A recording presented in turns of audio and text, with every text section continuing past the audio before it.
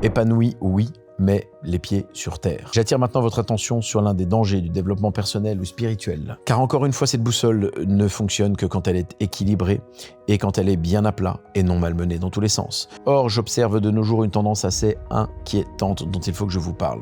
De nombreuses personnes se réfugient dans leur esprit, dans des théories intéressantes et parfois très intelligentes, mais ne passent jamais à l'action. Le fameux mode démo qui est si rassurant. Il est hors de question que vous finissiez ce livre sans faire aucun ajustement. Sinon, j'aurais écrit une poésie, chers amis. Je n'ai pas envie que vous félicitiez la pertinence de mon analyse, de notre façon de fonctionner dans le monde actuel. Je tiens à ce que vous mettiez tout ça en application, puis que vous m'en fassiez part, une fois que vous sentez grandir en toute plénitude. Vous remarquez ce que j'ai dit, une fois que vous avez des résultats, parce qu'on s'en moque des résultats. La plupart du temps, ils seront moins importants que ce que vous avez imaginé. Et de toute façon, ils sont imprédictibles et forcément plus longs à venir que prévu.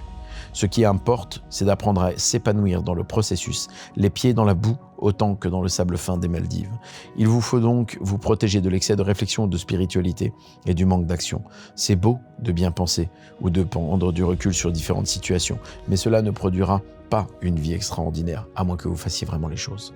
Vous avez déjà entendu l'adage qui dit qu'un con qui avance ira toujours plus loin qu'un intellectuel ou 10 intellectuels qui réfléchissent sans rien faire. Eh bien, c'est totalement vrai. Ne créez pas une vie théorique qui n'a lieu que dans votre tête. Empilez les briques une par une pour matérialiser votre savoir théorique dans la vie de tous les jours. Ce syndrome de vie théorique qui nous atteint toutes et tous, plus ou moins un jour, pourrait selon moi être défini comme cela par les instances médicales.